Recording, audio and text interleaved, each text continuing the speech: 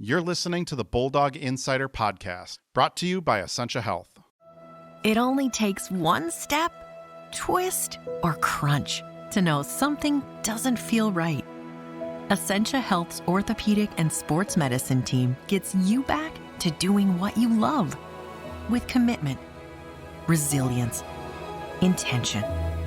We're here to keep you moving forward. Visit essentiahealth.org to learn more about orthopedics and sports medicine, like nowhere else.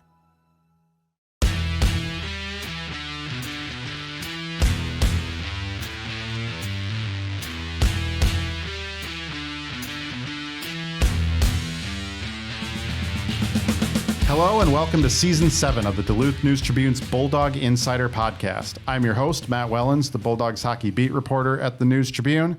This is my 11th season covering the UMD men's and women's hockey programs at the D&T.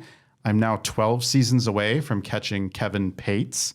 Also back for us for Season 7 is my co-host from the previous 6 seasons. Welcome back, the voice of UMD hockey on My 9 Sports, Zach Schneider. Yeah, good to be back for Season 7. Yeah, 7 seasons. Can't believe it. They've let us do this podcast. Close to not doing Season 7 at times, I think, but here we still are. Yeah. We'll see if they let us finish Season 7 after bringing the guests that we did on this week. He's already laughing at inappropriate jokes. Joining us on the podcast to drop the puck on 2024-25 is the voice of Bulldogs hockey on KDAL. I think he now has enough time to do the math on how long he's been doing his job. Welcome back, Bruce Ciskie, who's going to join us later on in the season as well. We'll bring him on around the midway point, the unofficial midway point of the holidays, and then the conclusion of the season as well, assuming, this podcast survives through Season 7. Welcome back, Bruce. Thanks for having me again. I am a ratings magnet as always. Year 20 for me. Year 20. Yeah.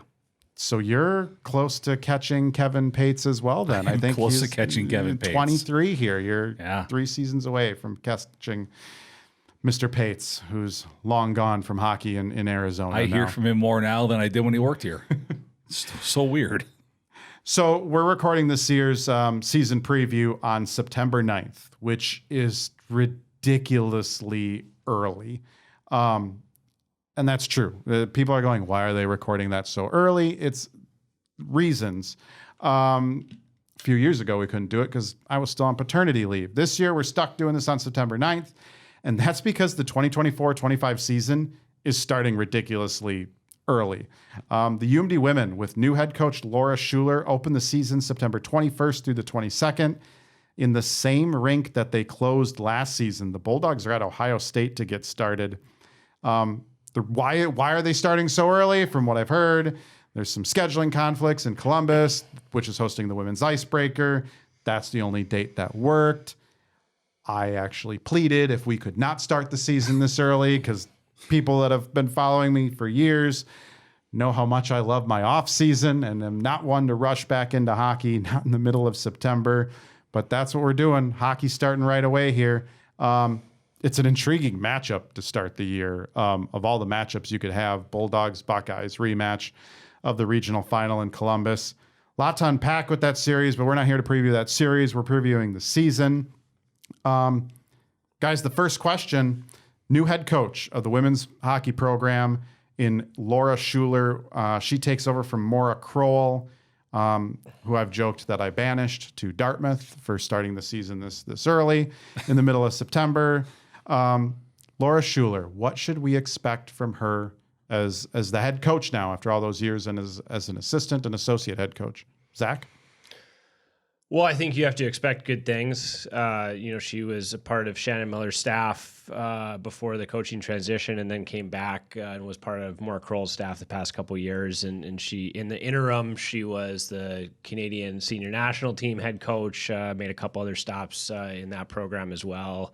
And the continuity is going to be nice, I think, for the players, having somebody take the head coaching role that they know, the returners. But Laura you'd be hard pressed to find somebody who knows more about the sport in women's hockey or even hockey in general than Laura Schuler. She's a person that hindsight is 2020. I think the Maura Kroll era was very successful, obviously. So I'm not saying this as in she shouldn't have got the job, but when the job was open, Laura Schuler was maybe a person that a lot of people thought got kind of a raw deal because of her association with Shannon Miller and the previous staff. So now she's in that top spot. I think it's a program that she's devoted a lot to. And so, yeah, I mean, it's certainly not a step backward for Maura Kroll, and that's not anything against Maura Kroll. That just speaks highly of Laura Schuler. So coaching-wise, they're in a really good position. Bruce? I can't add a whole lot to that. I think they're in a great spot. I think that, Laura's accolades, I mean, you look at the list of things that she's accomplished in her career and the places that she's coached, and she's got head coaching experience, which is really important. And you can see what the players, the returning players, the incoming players all think of her by the fact that transfer portal opened when Maura Kroll left and not a single player entered the portal. The 2 players that UMD had lost were already in the portal before Maura Kroll left. So it speaks to the culture that they've put together here, the players that they have, but also Laura Schuler and the work she did when Maura left and she was the interim to solidify this class, to solidify this group and make sure that nobody left. It says a lot, and I think you're going to see now this all come onto the ice, and these players are going to show that passion they have for UMD. It's the same passion Laura Schuler has for UMD and for Duluth. Whenever you talk to her about it, you can hear it. Yeah, no one in the transfer portal, no recruits walked away. If you look around college hockey the last couple of years, or college sports, when you have a coaching change, it's unprecedented that you're able to keep the group together. It really was impressive. And we're going to move on from Laura Schuler because we're going to have her on the podcast next week. Sorry, Bruce, you don't get to be here for that episode. That's fine. I'll have her on the radio show next week too. So it's all good. She's doing the media tour next week, which is new for Shu. Didn't have to do all that media stuff. Maura was happy to do it. When she was the head coach, Maura's associate head coach, Laura Bellamy, also enjoyed doing the media stuff. Shu now taking over that role. But yeah, I agree with you guys. I don't think the program's gonna skip a beat. I think they're gonna just roll right along. It's gonna be a smooth transition. It's not gonna be like the last time where you had this big blow up and controversy and bad blood and yada yada yada. I think you couldn't ask for a better transition. I think from where the program is at right now, which is, one of the tops in the country. Where do we have the Bulldogs? They're one of the top programs in the country when you look at the grand scheme of things, the 30-plus NCAA women's teams. But in the WCHA, with Ohio State still rolling on, Wisconsin's still a power, Minnesota in a bit of a transition spot here right now, St. Cloud State rising. They don't ask the media to vote in the WCHA preseason poll, but if you guys had a vote, where would you slot the Bulldogs in the WCHA? Bruce, I'll let you start on this one. I've thought about third, I've thought about fourth, and I think I would settle on fourth. I think Minnesota, I think they've proven that they're just a little bit better than UMD, and it's one of those deals where I need to see it. I'm not saying it can't happen. I'm not saying it won't happen, but they have reloaded at Minnesota. They've got a couple of really good players coming in. I'm a big fan of them getting Sydney Morrow for that blue line. I think she's going to make a big difference for them in adding some offense from the back end, which they've lost a lot of offensive players from the back end in the last 5-6 years, and they've had a hard time replacing them. So that's a big get for them. I can see the Bulldogs finishing third, but I think if you put a ballot in front of me and said I have to vote, I'd have to pick them fourth, I think. Yeah, I want to be optimistic and say they can nip Minnesota in the end, but part of it is that first series that you were talking about. At Ohio State mid-September to start the year with a new coach. As much as we talk about, it's going to be a seamless transition. It's still going to be new. You have to play maybe the most talented team in the country at their place with a lot of your freshmen and new faces barely knowing their way around the locker room. I don't think that's going to go well. Just because sometimes these early season matchups rely so much on the returners, really carrying the weight, and then just raw skill. And I think Ohio State just has more of that than UMD. So already, if that goes the way I'm thinking, you lose 5 or 6 points right off the bat in that race to 55 or whatever it is among those top teams in the WCHA. It might be more than that now. 3 points per game, whatever it is. I was not told that. I'd have to do math when I sat down. But so it's you got to play well against those top teams to be in the top 3, and UMD just hasn't done that consistently enough. So I think I agree with Bruce that I hope they can finish 3rd or higher, but 4th is probably where I'd slot them. What they end up losing last year out of in the games that they played against teams below them, they lost a very small number of points, like single-digit points, and that's hard to do. Because this league is there's teams on the rise. St. Thomas has been better. Mankato has had some decent teams the last few years. St. Cloud State has really taken some steps in the right direction with Brian Adolski as that head coach. That's hard to do what they did last year. Can they do that again? Because those margins you saw, there were some 2-1 games, some 2-0 games, 3-1 type games. Those margins are tight. Can they count on being able to do that again? Because that's what kept them afloat last year, because they really struggled against teams that finished ahead of them. To me, that's the barometer. Is if they can continue to have that success against the teams below them, I think the odds are pretty good. They're going to pick somebody off in front of them and give themselves a chance to finish a little higher in the standings. Yeah, when you look at the points UMD dropped last year in the WCHA to teams 5 through 8 in the league, they had a tie against St. Cloud and an overtime win against St. Cloud. Otherwise, they swept Bemidji, they swept Mankato, they swept St. Thomas. They do, and we'll get into this with the men a little later. People ask, well, UMD didn't do that great against Ohio State, Wisconsin, and Minnesota, but they didn't have bad losses. They were good in non-conference play, and they didn't have bad losses.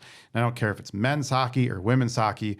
If you want to get into the NCAA tournament, if you want to, find that pairwise, that right puzzle to get in the pairwise.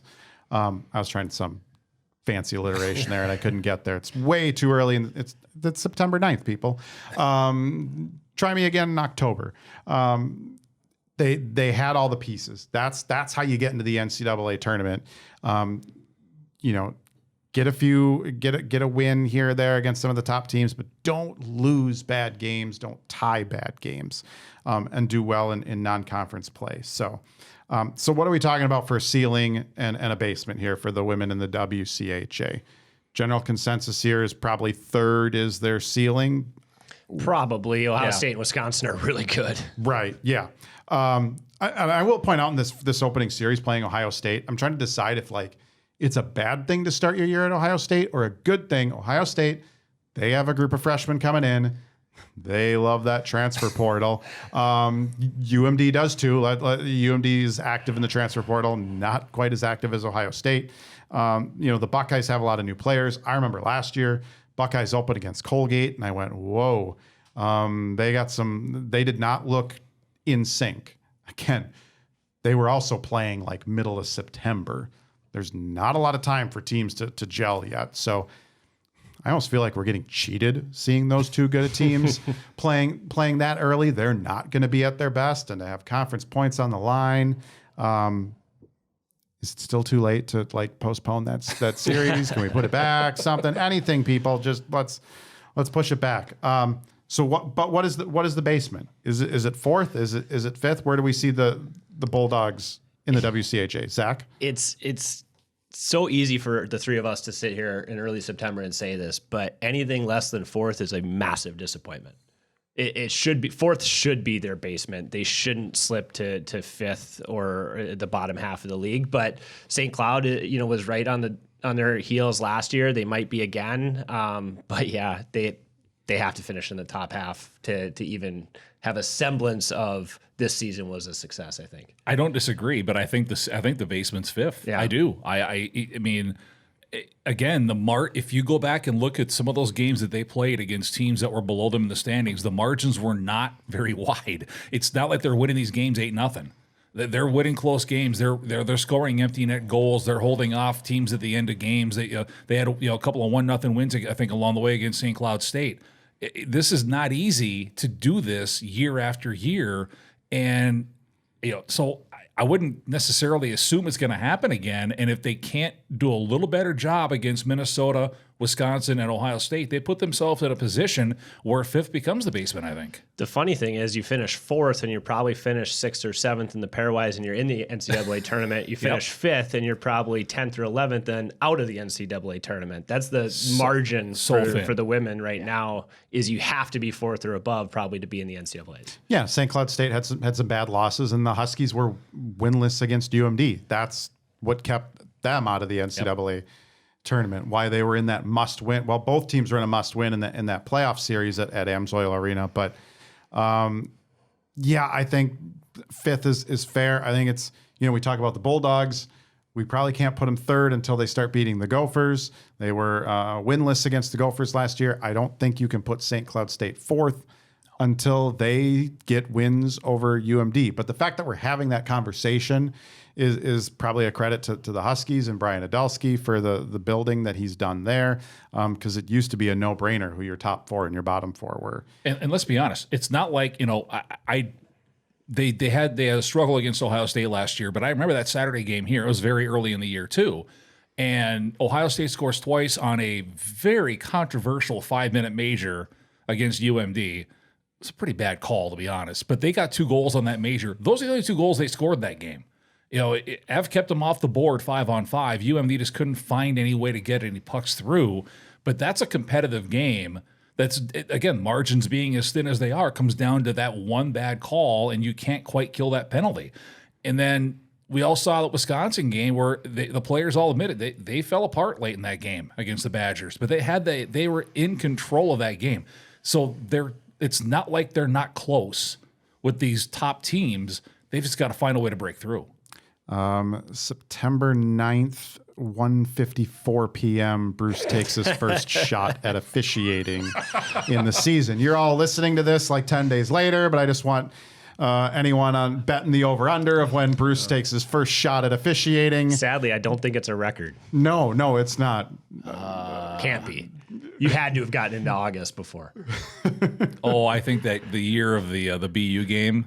Or has it just ever stopped? The Rodriguez power play goal against BU out in Manchester, I'm pretty sure I never stopped that one. Right, it's just continuous from March or April Exactly, onward. Just continued all the way. The bitterness, in fact, it's still kind of there when I see Evan Rodriguez lift the Stanley Cup and yelling at him through my TV. So we already, getting back on track before, that's a new podcast, Bruce bashes the officiating. What does UMD need to do for 5th consecutive NCAA tournaments? I think we covered it. Finish in the top 4 of the WCHA. Take care of the teams below you. I think that's a recipe for Ohio State, Wisconsin, Minnesota, UMD. They'll get in. Do well in non-conference play. The league should be strong once again, against the ECAC and the few Hockey East teams that venture out of the Eastern time zone and here to the Midwest. Yeah, but they've got that trip to Colgate looming. I figure if they can go out there and win that series, I don't care how you do it. We'll win that series. Don't lose the series. Even if you have it, that's fine. But if they can find a way to not lose that series at Colgate, which I know is also pretty early in the season, that's a really good step for them. Yeah.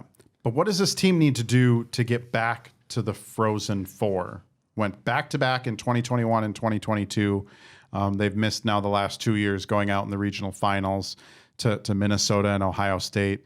Maybe this is a tough question because I feel like any time when you talk about how to get to the Frozen Four, some of it is just the luck of the draw in a way.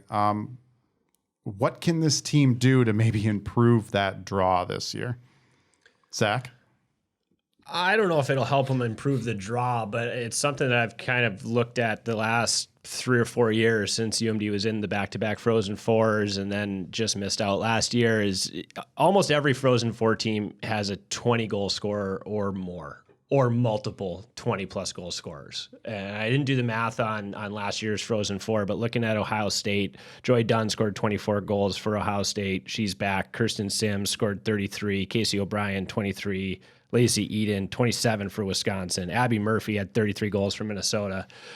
It comes down to 2 players, probably, and it's really unfair to say in early September, but Clara Van Wieren or Caitlin Kramer need to get to 20 goals. They need to have somebody that they can send over the boards at a critical time, whether it's regular season or playoffs, and say, go score me a goal.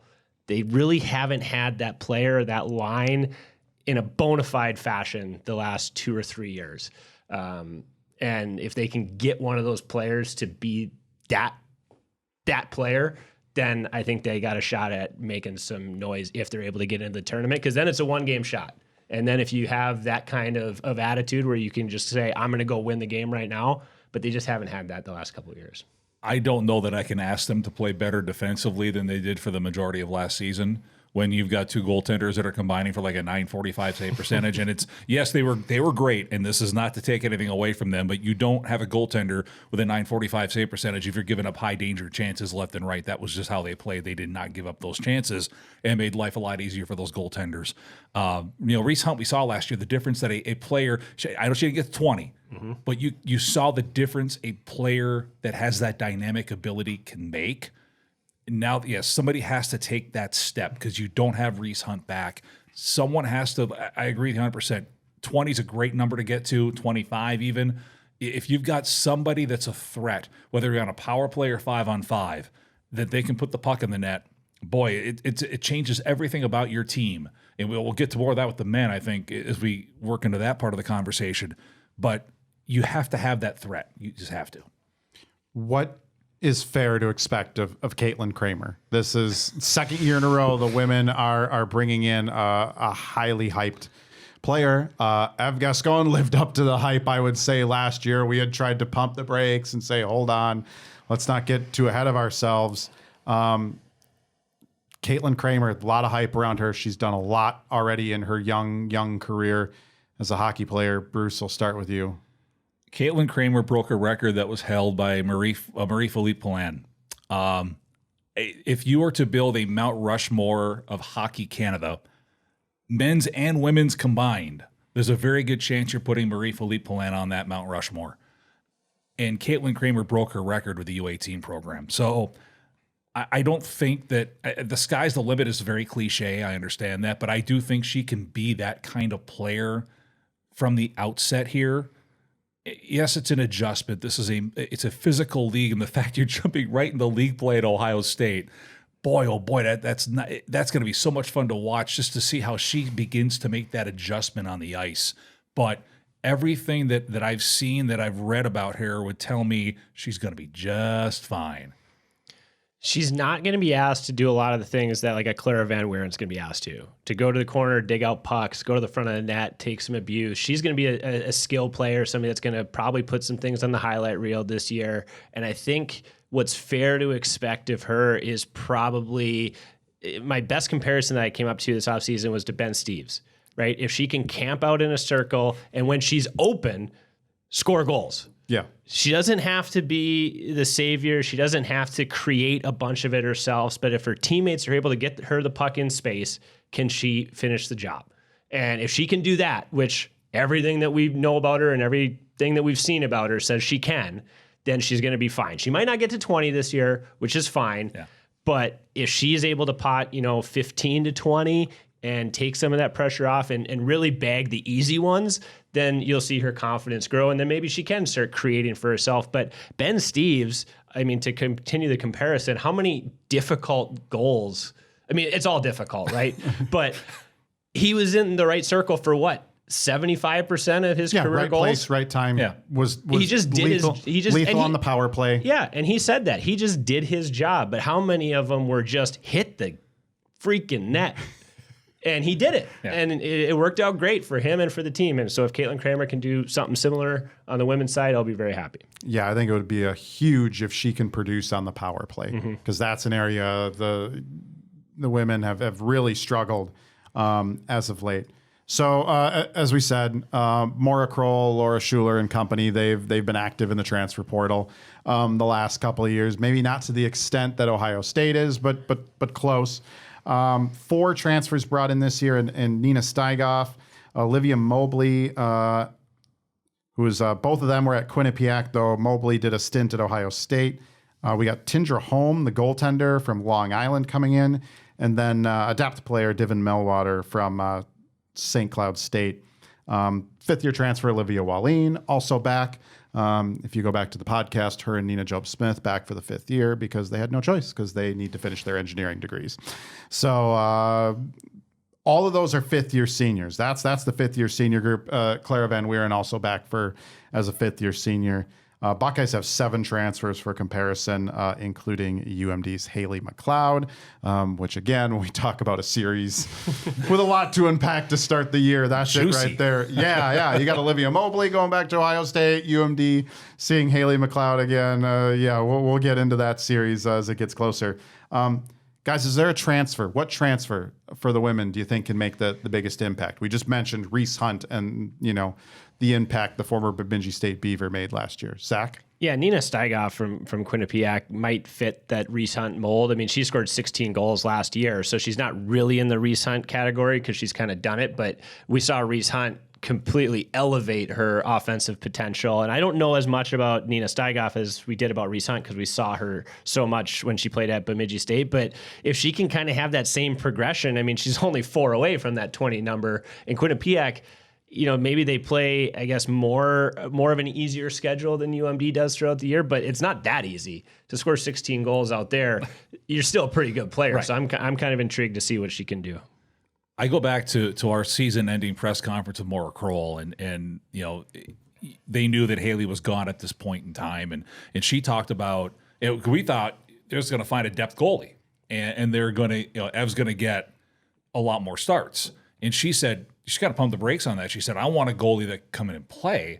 The thinking being that if you look around the country, a lot of these teams now it's timeshare, and it's about the health of and the preserving the long-term health of these goaltenders and making sure that they're ready to go when it comes time for them to move on to hopefully the PWHL. So I think Tindra Holm is the name to watch here because now this is no offense to Long Island. This is a step up in competition that she's undertaking here, going from Long Island to UMD and going from the new hot to the WCHA, and she knows that. I'm pretty confident. So I want to see how she adjusts and how she's able to play and continue to push Ev because I think it's really important, whether she plays 20 games or not, having her here to push Ev and make sure that Ev doesn't, I don't think Ev's built this way, but to make sure there's no hint of complacency, let's keep this competition alive. I think it's really important for Tindra Holm to come in here and be a really strong second option for UMD. Yeah, I'm with Bruce on that one. Tindra Holm, also Swedish national team goaltender. Yep. She's obviously looking for a step up in competition. We've got a pretty good history here with Swedish national team goaltenders. So just throw that out there. UMD has a pipeline with the Swedish national team going right now. Real quick, guys, before our break here, who's going to be the team MVP for the UMD women in 2024-25? Zach? Avi Gascon. Yeah.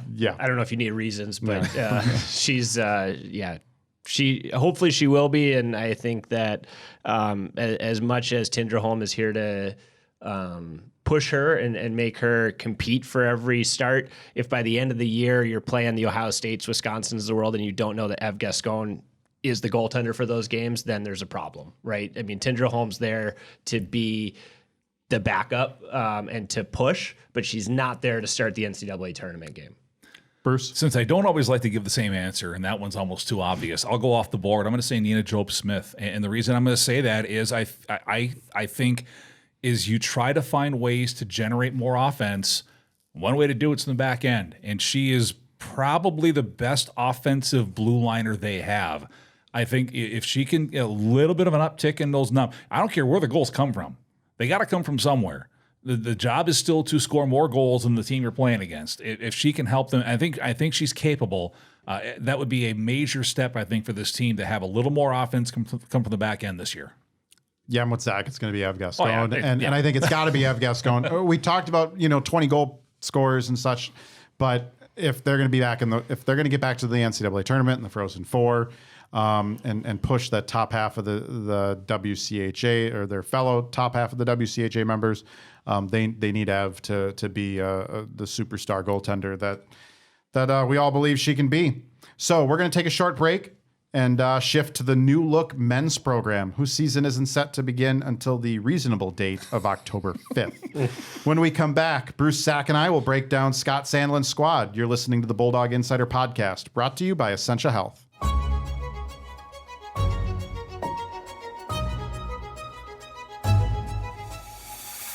Greetings from Northlandia. a place to bring your curiosity, because here you will find curiosities. Whether it's a look inside the Northern Rail train car inn or an introduction to Duluth's musical roboticist Robot Rickshaw, we celebrate the region's distinctive people, places, and history. Each week, I'm joined by my fellow reporters who share the unique and fascinating stories that they discover while exploring the Northland. You can find new episodes of the Northlandia podcast on Apple, Spotify, or wherever you get your podcasts. Join us along this journey and discover the extraordinary stories that you just might miss if you're not in the right place at the right time, ready to step off the beaten path with no rush to return, here in Northlandia.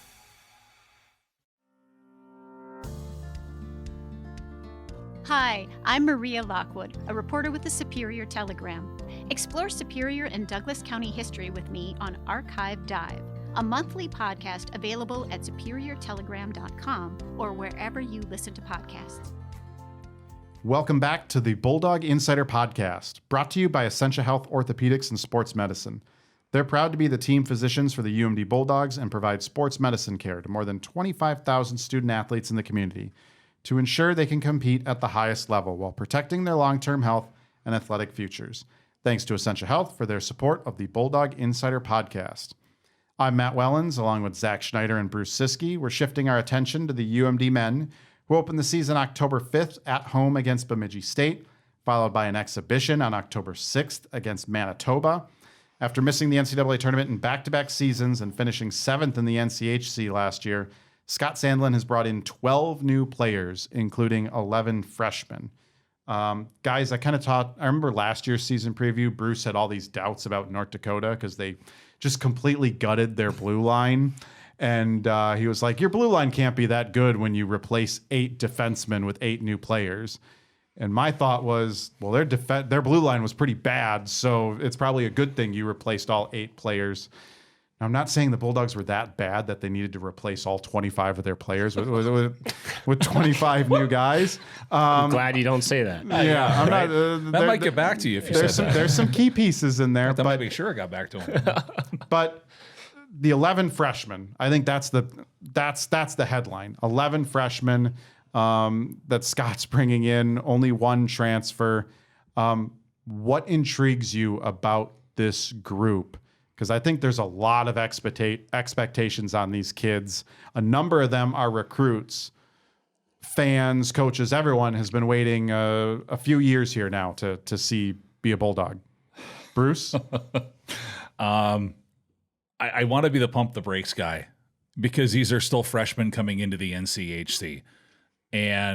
But I've learned if people are excited, let them be excited. As long as they understand that this is still the NCHC and this is going to be a transition for these guys. But if you look at it, you've got players that have won, you have players that have led, and it's a different mindset coming in. And this isn't to rip anybody. This isn't an indictment of anybody that left. But guys like Max Plant and Zam Plant, it's a different mind. They're at the building. They were in the building pretty much every day in the off season because they think differently. That they want to get better every day. They have bled this program as long as they can remember. That passion is there, and now now they're getting to live out a dream. These guys all want to play in the NHL, but these kids have thought about playing at UMD as long as they can remember. That's special to have that. So by all means, be excited. The Plant Boys and Jason Shagabe and Mr. Hockey.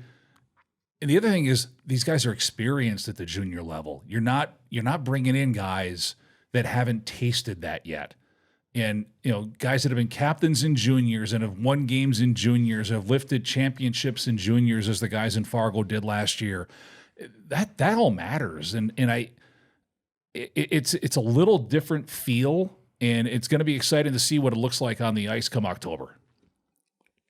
Usually it's on me to be the pump the brakes guy, and it's on you to be the super optimistic guy. I feel like we've traded roles with the men's team this year because I don't think there's any breaks needed for this group. I hope you're right. I mean, this group, you bring in the Plant brothers, you bring in Jason Shagabe, Ty Hansen, Adam Kleber. it's a group that has more high-end skill than a freshman group we've seen in quite a few years at UMD, maybe 4 or 5 years since they brought in that. Am I getting too short? 17, 18. Yeah, so what is that? 7 years. So 7 years, yeah. 6, 7 years. Again, math is not our strong suit around. That was the last freshman class that compares to this one. And by Christmas time, you forgot those guys were freshmen. I don't think it takes till Christmas with these guys, at least a couple of them. I mean, because you expect to see the Plant brothers on a line together, at least to start. Jason Shagabe was really good for Green Bay. Ty Hansen on the blue line, maybe a little bit small, but his compete level is off the charts. And Adam Kleber adds some much needed size to the blue line. Adam Guyan in goal, we've heard really good things about too. It's tough for freshman goalies. He might be the one I'm a little bit more worried about because they don't have necessarily a veteran presence to kind of bring him along. He's going to be asked to do a lot early on. But the skaters, boy, and then you get Dominic James back, which is a huge boost to the lineup. I don't know. I'm entering this season the most optimistic I've been about the men's side of things in 3 or 4 years. And that's saying a lot because they were coming off the back of national championships and NCAA tournaments and Frozen Fours and all that stuff 4 years ago. But you saw the kind of dip, and maybe players were thrust into roles the way the recruiting went that they weren't necessarily the best suited for. Now you get to put players, I think Scott and his staff will be able to put the players where they're meant to be, right? They're going to have a couple scoring lines. They're going to have a couple defensive lines, some checking maybe. And this, I feel like, has the makeup of a team that can compete for a full season and then maybe compete in the playoffs as well. Is there one guy that intrigues you guys more than any other? And you can't group the Plant brothers together. We got to try and have some individuality between those two this year. You know, Ty Hansen, I think, is the guy for me, 19-year-old defenseman from Hermantown. He had a really strong, when we talk about that experienced junior kid that can come in and make a difference, you know, he had a really strong year last year with the Sioux City Musketeers. I was told by former Rink Live reporter Jordan McAlpine, this is during last season, that he thought Hansen looked the most college ready of all the UMD prospects he had seen in the USHL that year. He seems like maybe he's that Ben Steves guy that could come in and make an impact right away. But who are you guys intrigued by? Zach? Well, I guess if we can't group them together, I'll say Max Plant, just because he's the younger of the brothers. Zam, Shagabe, Kleber, Guyan, they all played juniors, and they're all, I guess Max is the younger of them, so he went to the U.S. development program. He was at the development program, but right? He's technically the true freshman age. He played, a different schedule, so I'm not too worried about him from a hockey perspective. But he played a junior schedule with the development program. Right, that's what I mean. So hockey-wise, I think it's fine, but age-wise, he's still the true freshman. You know, he's lived away from home, so it's not a fair comparison to like a real true freshman. But if you had to say one that's more intriguing, I'm curious how his game adapts, being a year or two younger than the others. I'm going to say, kind of off the page, a name we haven't brought up yet, and that's Callum Arnott. And the reason I bring that name up is he's a guy that won in juniors up in Penticton, which is a really good program. We've gotten players from there before. Other teams in the NCHC have gotten players from Penticton that have made major impacts in their programs. And I think, Callum Arnott profiles to me as a Bulldog. He's versatile. He can play wing. He can play center. And we all saw last year what happened at the center position. You can never have enough centers on your roster. He's a guy that I think slots immediately into the bottom six, but he's a guy that by Christmas is pushing for middle six ice time. He can play special teams. He has scored goals at the junior level. And he's got some bloodlines. His uncle's Jason Arnott, who won a Stanley Cup with the New Jersey Devils and had a really good career in the NHL. So I'm interested to see how his game adapts to this college level, but he's a player that I've been keeping my eyes on here for a while. I will not ask Scott Sandlin about the center depth at the start of the season like I did last year. Bad idea. That did not go well. Even though jinxes aren't real, Matt. Yeah, Bruce says jinxes aren't real, but I think Scott said they were because he brought it up multiple times. Remember when you wrote about all those centers we have? Yeah. Looking at the returnees, it really is kind of a new era here because there are just 4 players on the roster now with NCAA tournament experience. They're only 2 years removed from the tournament, but only 4 guys were part of that last, Frozen Face-Off championship team. That's Dom James, Owen Gallatin, Will Francis, and Carter Loney. Can one of those returnees or another returnee on the roster carry the team, or are the Bulldogs going to have to look to, 1 or 2 members of that freshman class? Zach? Well, Dominic James is going to lead the team. I don't think he's going to carry the team. I don't think that you can carry a team individually. I mean, that's a lot to put on one guy, the strength that the schedule that UMD plays. But certainly Dom has to be the leader. He has to be the driving force behind everything this group does. But he's got a lot of guys, Carter Loney, I think, has an opportunity. He's one of those guys, maybe different things were asked of him. I don't think too much was asked of him, but I think he was asked to do things that he's not necessarily very good at. This year, I think he's going to get an opportunity to do things that he's great at. And if he can be great at those things again, he can be a driving force as an older veteran guy. But yeah, you're going to the freshmen are going to have to play well, produce points. That's what they're here for. These are skill guys that have to be on the score sheet most every night for UMD to be successul. Bruce, your thoughts? Yeah, I mean, I would agree with that. Although you can't carry a team, Ben seems like a word. But again, you carry them where? But that's the thing is, I think you saw how difficult it is when you only have one guy that's a real goal scoring threat. How difficult it is to compete at the level UMD's trying to compete at. So yeah, Dominic. But we saw it, Matt. We talked about this, I think, on the end of season pod last year. The difference just in practice, and he's going half speed in those practices, but the difference in just the vibe, the spirit of the group when he's on the ice, when he's with these guys, I think having him back is such a major get for this group, for the staff, because it gives them that vibe back. And he doesn't have to go out and lead the team in scoring, but guess what? He can. He'll be out there for all these key faceoffs. He'll be out there on the power play. He'll be out there on the penalty kill. And he's a factor every single time because he can win those draws. He can get this team puck possession, and he can score if he's in the position to score. So, he's the guy to me. I think that it has to start with him. He's the driver. He's the engine. And as long as he's healthy and he's going, I think this team's got a real chance. All 3 of us were voters for the NCHC preseason media poll. Where did you guys slot the Bulldogs, and what do you see is their ceiling and their basement? Bruce, I'll let you start. This went so well last year, so yeah, we all nailed this last year. I think I picked them. Don't go back and listen to last year's season preview. You were the closest. We all Zach did nail it. I went over year. though, so Price is right. We all lose. So last year on my blog, for the first time, I did my predicted 1 through 8, and then I did a ceiling and a floor for each of the teams, and I had UMD's floor at 7th.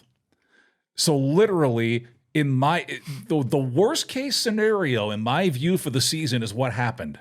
So keep this in mind as I say this. I've got them 5th in a 9-team conference now. So just outside the chase for home ice. And the reason I do is I just think there are questions here. Will the goaltending be good enough? Will the new players, assimilate's a bad word. Will they mesh with the system that the coaching staff wants to play? These coaches are more adaptable than maybe they get credit for. We saw that with a couple of Scott's championship teams that he's had. They will play a little different if they have to, but the core of how UMD is that kind of physical, hard to play against, as Dom James once said on your live TV, piss and vinegar style. And if they jump in and they're on that right away, I think this team's got a chance to finish 3rd, 4th in the league. I think the top 2 might be difficult to attain, but I think 3rd is open for them if they can get there. For a floor, I would say probably about where they finished last year, and that's 7th. I think, again, if the goaltending doesn't come around, if their team save percentage is in the 890s again this season, that's going to be a problem, and it's going to be hard to outscore that every night. Zach, how about you? Again, I hate being more optimistic than Bruce.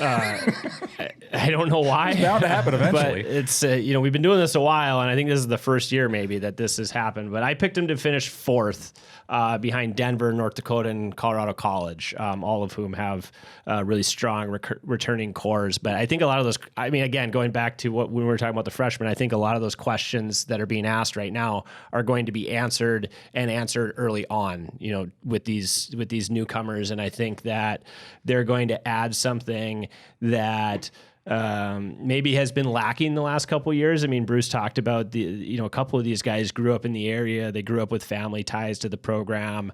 They've wanted to be Bulldogs for a long time. And I don't think that this group is in any danger really of looking past this season. Maybe some of them aren't here next season. We'll wait and see on that. It's only September before the season. We don't need to start talking about that yet. But this group, I think, is going to be very focused on the job at hand, which, looking back on last year, it seems like maybe future plans were being made midway through that season. And I think that's just human nature, but I don't think that's going to be an issue with this year's group, which means I think, every Friday, Saturday night, week in and week out, you're going to get this group's best. And maybe I'm wrong, and maybe their best isn't quite good enough to finish 4th, and they're going to finish 5th or 6th again in the bottom half. But I think that this is a top half team if they can put all the things together. I put the ceiling at 2nd, and that's probably way optimistic. I don't think anyone's going to catch Denver this year, although we said that last year. And yeah, we'll leave that one alone. But so, I think they could pick off North Dakota or Colorado College if everything goes right. And so if we're talking about the ceiling best case scenario for the season, like you talked about, Bruce, I think maybe it's 2nd and then 6th or 7th for the basement if everything goes wrong. It's so hard to pick a 1 through 9 in this league. And to me, it comes down to who has the fewest questions. And, Denver to me has the fewest questions. North Dakota, I think, has fewer questions than UMD does. There are some. Yeah, I wonder about their depth in some spots. I wonder about the goaltending. Is Sept and Felter going to come in and be good enough? Or if they have to go with the young kid, can he be good enough? These are questions that we'll have to see. They'll flesh themselves out very quickly, I think, in October, November, but they still have to be answered. Colorado College, I've got some depth questions there. Are they going to get enough scoring? Umberical's tremendous in goal. I think they're good enough defensively. But I think 3 through 7, I think even 3 through 8, I think is wide open in this league, and anybody can finish in those spots. Yeah, I got the Bulldogs 5th, but I also thought their ceiling, Zach, was 2nd. I feel like they could climb as high as 2nd, and I actually only see them finishing as low as 6th. I got UMD in the 5 spot, St. Cloud State in the 6th spot. I'm buying into some of the Western Michigan hype here. I know that's burned all of us at one point or another on this podcast. Either we've been burned by putting Western too high or Western too low. Same with St. Cloud. I've been burned by them too. The years I think St. Cloud's out of it, they finished towards the top. Denver definitely is at the top of the league right now. As we try and move along the podcast here, because I want to get to listener questions, and there's a ton here, and I think we're just gonna we'll do this one. We kind of talked about this before. What needs to happen for the UMD men to get back to the NCAA tournament after missing the last 2 years? I kind of laid out the blueprint, right? First off, don't lose to Stonehill. That would be don't lose to Stonehill. North Dakota had a great year where they lost to Canisius twice, and that cost them the NCAA tournament. Don't lose to Stonehill. You probably shouldn't lose to Alaska Fairbanks either. Though Michigan Tech went 1-1-1 against the Nanooks last year and still snuck in as an at-large. But you look at like St. Cloud State, they missed the tournament because they had some bad losses. Arizona State also, and it doesn't take many bad losses. 1 or 2 bad losses will keep you out of the tournament. So what does UMD need to do to avoid those bad losses? What does this team have to do to get back to the NCAA tournament? Bruce? I'm reminded of an old pro wrestling manager named Jim Cornette. He used to always, when he was a trainer and a promoter, he'd always tell his people, and I'll clean this up for the podcast because it's still a family show, do more of the good stuff and less of the bad stuff. And I've actually said that to Scott a few times over the years. I just need to see more of the good stuff and less of the bad stuff. You probably heard me say that down in his office a couple of times. That's what they need to do, is more of the good stuff and less of the bad stuff. And we saw glimpses, I think, last year of a lot of that good stuff. We saw, the effort was there. They just couldn't score enough goals to keep up. And I think about that Denver game, the last game. I felt like the last half of the second, most of the third period, they were a better team. They couldn't score. And I don't know how many times last year I would talk to people around the league and boy, man, they bring it every night. They can't score enough goals to beat these teams. Chris Matt, I think, had said something along those lines before we went out there and played late in the year. And sure enough, UMD went out there and got a shootout win, but they couldn't score enough goals to get over the top against these teams. It really comes down to that. Who's going to get that one goal or two goals that they need? Is it one of the Plant boys? Is it Callum Arnott? Is it Jason Shagabe? Is it Joe Molinar, the transfer from St. Cloud State? Someone has to score. You're not trying to beat Ben Steeves, but if you can get 6 or 7 guys that have good production, then you don't feel the loss of Ben Steeves quite as much. Every time we talk about this in the last couple of years, I feel like we're just recreating Moneyball in a hockey sense in a room here in Duluth in early September. But, I mean, you look at the 16 teams that made the NCAA tournament last year, they scored, on average, 3.6 goals per game. UMD was at 2.8. So assuming you play around 40 games with some playoff games in there, they need 30 more goals scored this season than last season. They lost 57 goals. 55% of their goals scored from last year are no longer here. Now you get Dominic James back. He's going to account for some of that. But the freshmen basically need to come up with 100 goals. Seems like a lot. The 60 it does feel like a lot. The 60 you lost plus 30 and some. But there's 11 of them, so you spread that out. There right? you go. So all this to say, two of the freshmen are goaltenders, though. We're not expecting Adam Guyon or that to put the puck in there. No, we are due for it. We are due to see that one of these days, though. All this to say is, we used to say when Hunter Shepard was here and they won those back-to-back national championships that 3 was the magic number. You got to 3 and you expected to win most games in that era of Bulldog hockey. And Bruce is right. I think the coaching staff is good at adapting to not only the roster they have, but I think they're good. They've been good over the years at adapting to the changing times of college hockey. Well, this feels like a season where they need to open this offense up a little bit and be okay winning games 4-3. I don't think they're going to win a lot of games if they try to play that 2-1 style anymore. They just don't have, and maybe I'm wrong. Maybe Adam Guyon is the next Hunter Shepard, and you do have a really solidified blue line like you did in those years, but it just doesn't feel like it's quite that good defensively. So we need to turn up the pressure a little bit if I'm UMD and try to get to 3.5 goals per game. If you get to 3 or 4, now you can realistically expect to win most of those games, I think. But winning 2-1, winning 1-0, I think those are days of the past, at least right now for UMD. And this is not a harp on the officials. Make that very clear. He's about to bash the officials. No, but the officials. The last couple of years, the differentials in power plays for UMD and power plays for UMD's adversaries have been abnormally high. And if you're to find a common bend between those two seasons, it is for UMD, which has been a puck possession team for as long as any of us have been covering them, basically, they haven't had a lot of it. Last year, I can't remember the exact numbers off the top of my head. Their Corsi numbers were not very good last year. They were like in the mid 40s for most of the season.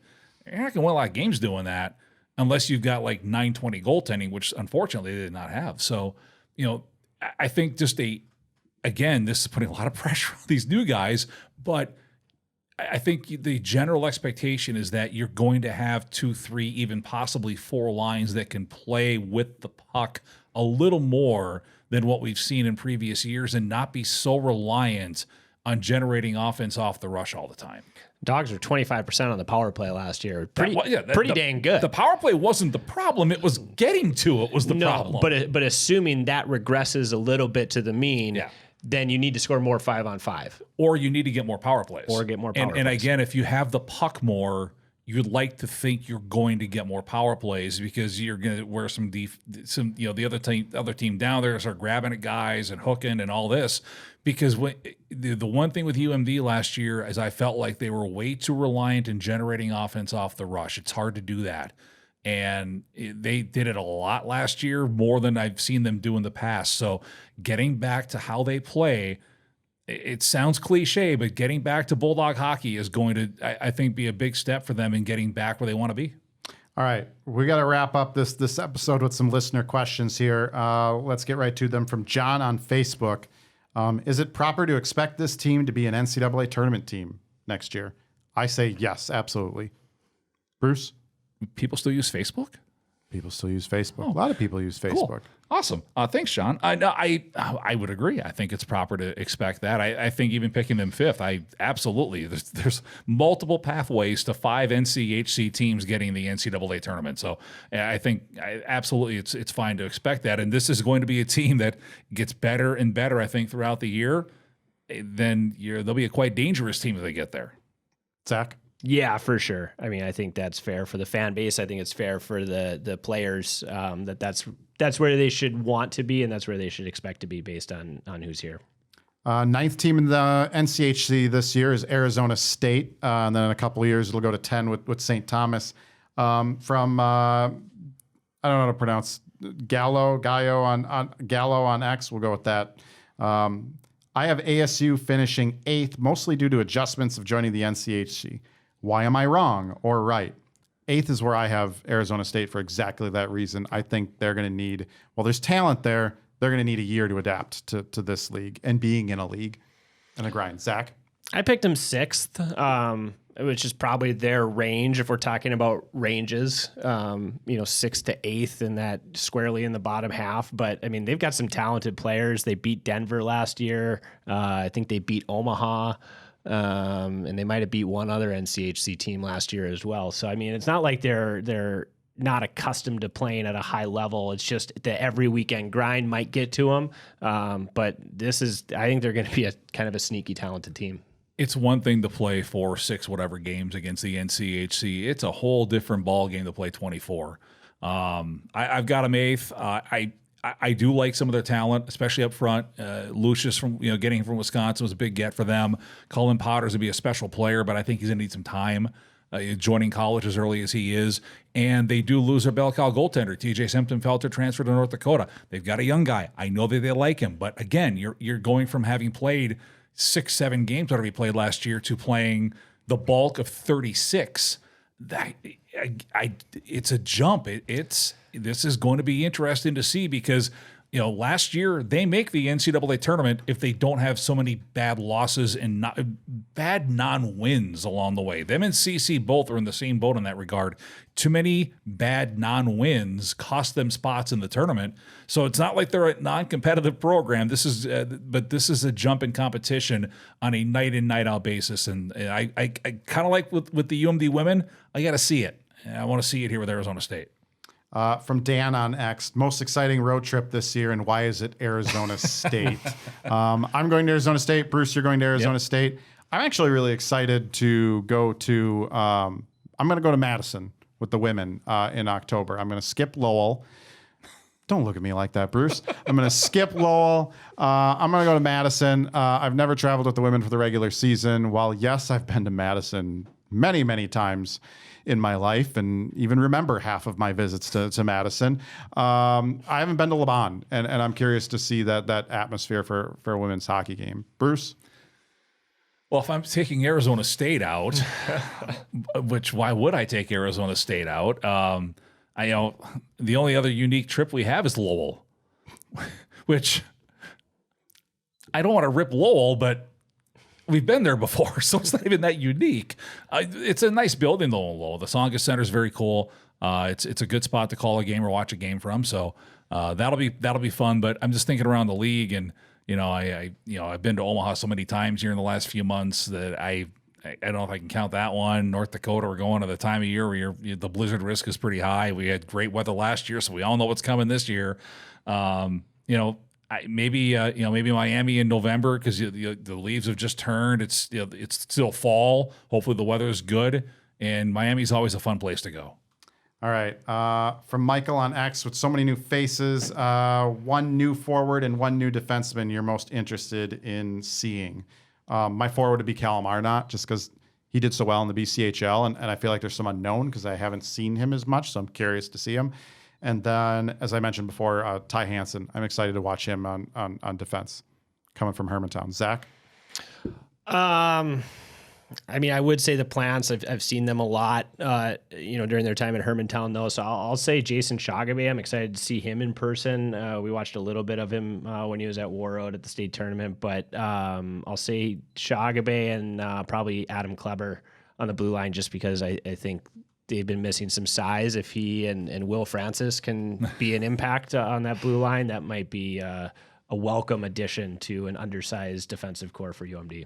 Bruce, one forward, one defenseman. Well, since you said new and not freshman, and you've taken my answers, I'm going to say Joe Molinar. I'm excited to see where they slot him in.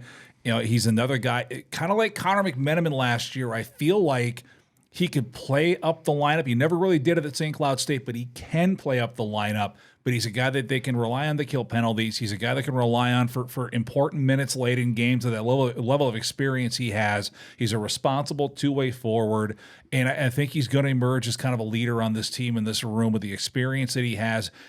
We talk about they only have 4 guys left that have played in the NCAA tournament. Well, he has 2. So there's another one, and I think that experience is important to have on such a young team. Adam Kleber, man, he's one of those guys you feel like you can reach across the rink. He's long arms, he has a long body, and he's talking to and listening to scouts that have watched him play. He's come into his own. This last year was a really good year for him in Lincoln. I think it's a big step. I understand that, but the size, the skating ability, and the defense ability he has, I think profiles really good in this program. And if there's opportunity there for him to be an impact player on the back end. From Max on X, does Scott Sandlin rotate goalies like the last few years till one takes over? Or is it Adam Guyon's net to lose? Clayton Knapp also coming in from Bismarck in the North American League. I would guess early on we're going to see a rotation. Right? Zach, what do you think? Yeah, you got to find out at least what Clayton Knapp has. Maybe you've got a decent look at Zach Sandy in practice, and he played those couple games last year.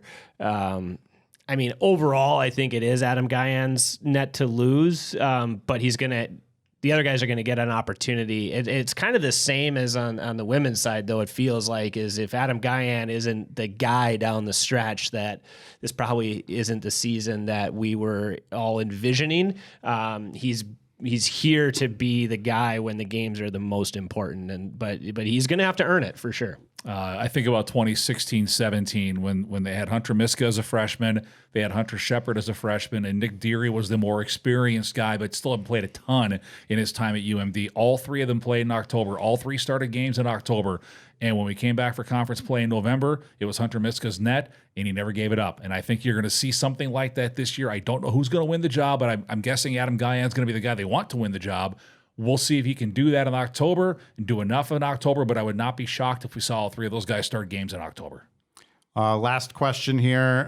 Sorry to everyone, we didn't get to all your questions. Really appreciate all the questions you flooded us with on Monday morning here before we started recording. From Red on X, who's the line 2 center? We know Dom James is going to be number 1. Who's that number 2 center? Cole Spicer, not back with the Bulldogs. He is taking a hiatus or retiring from hockey. So, Bruce, who's that second line center? If anybody reads the blog at KDAL610.com, they know the answer to this. Well, I know they don't, but they know the answer if they did. Bless you if you did. I have Zam Plant right now in the middle on the second line, and I just went with him over Max because of a little bit more experience, maybe a little bit more experience recently playing the center position. And I do think those 2 are going to be together to start the season. I have not been down to the rink for a practice yet. September 9th, for crying out loud. It's going to happen soon. We'll see what they look like, but that's what I went with. I think it's going to be Zam Plant. Yeah, and they've talked about wanting to move Matthew Perkins out of the center position back to the wing. So assuming that happens, which I think will be a good thing for Perkins and ultimately for the team. It's hard to disagree that Zamplant's probably the in-house favorite to be the number 2 center right now. I think Carter Loney, again, is just better suited. He's a more valuable asset to the team when he's able to play further down in the lineup and do the things that he's better at. So I would say he's the number 3 center, not because he's not better or more qualified for the job than Zam, but if you want 1 and 2 to be scoring lines, then you put the Plant brothers on 2 and put Carter between 2 wingers that are really just to go out there and shut down some of these other high-powered lines that the NCHC has to offer. And Carter Loney's really good at that. He was really good at that for a couple years. And then he was in a position where they said, you have to go center, line 1, line 2, and try to score goals. And he got all kind of flustered. So I'd like to see that 1, 2, 3 lineup to start. I think if this team is at its optimal, it's going to be Dominic James, a Plant centering line 2. I don't really care whichever one they think is a better fit for it. And then, some combination of Carter Loney, Jack Smith, and even a Callum Arnott in those bottom 6 lines as a center. It's nice to have depth. At some point, it's going to flesh out. Jack Smith is probably the same as a Carter Loney, right? Where he could be the number 2 center, yes, but he's probably better suited to be the number 3 or number 4. Yeah, probably. I will go with predicting, right? Dom James. I'm going to go Max Plant is actually, I think they're going to throw Max right into the fire there. And then I think if you can put Jack Smith on the 3rd line center, I think that's a really good 3rd line center. And Carter Loney as a 4th line center. That reminds me of those 17-18 and 18-19 teams that had really strong 3rd and 4th lines that could dominate everyone else. And it started with those lines having really good centers. All right, we got to wrap it up there. That's all the time we have this week on the Bulldog Insider Podcast. New episodes drop almost every Thursday throughout the season, as long as the season lasts. We are going to take a Thursday or 2 off, like Thanksgiving, and then around Christmas and New Year's. You can find the Bulldog Insider Podcast on Apple Podcasts, Spotify, YouTube, or wherever you get your podcasts. Bruce, you're an Android guy. Where do you get your podcasts? Spotify. Yeah. There you go. I get my music on Spotify, so it just makes sense to get the podcast there too. Like us and subscribe us, rate us on whatever platform you catch us on. For more Bulldogs hockey coverage, visit DuluthNewsTribune.com/Bulldog Insider. Subscribe to gain access to all of our coverage all season long. Your subscriptions also support our coverage throughout the year. Zach, we'll start with you. Where are we finding you this season on My 9? Give us a little sneak peek what the schedule's going to look like. Same place, right at the red line. Starting October 5th is our first game with the men, and we'll have that exhibition against Manitoba. Right now we have every men's home game on the slate. We'll lose probably at least one to CBS Sports Network in the second half, but we don't know yet. And then we've got road series scheduled right now for North Dakota and St. Cloud State. And we've got 12 home games for the women's team. I could rattle them off. I know Ohio State, Wisconsin, Minnesota, Vermont, I think St. Cloud, and maybe Bemidji round out the 6 for us. But 12 overall women's games at Amsoil this year. Bruce, where can everyone find you? 610, 103.9 KDAL. The app is there, the KDAL 610 mobile app, or the website, old school streaming at KDAL610.com. We'll have every men's hockey game, exhibition, regular season, playoffs, all that on the radio. And then we will have 6 women's games in the second half of the season. We are doing the Wisconsin, St. Cloud State, and Mankato series for doubleheader weekends at Amsoil in the second half of the year. So those will be on the radio as well. Well, half as many as TV. Good shot, Zach. I knew that was coming. I knew it. It's not my fault that a lot of these series got scheduled and the men are out of town. Call in to 610. Call into Bruce Ciskie's show in the morning and complain. You want to see more women's hockey or listen to more women's hockey on the radio. Thanks, Bruce and Zach, for joining me on the podcast. Zach, thanks for coming back for season 7 of this podcast. Thanks to our sponsor, Essentia Health, for their continued support of the Bulldog Insider Podcast, going all the way back to season 1. And thanks to each and every one of you for listening. We will catch you next week and throughout the season.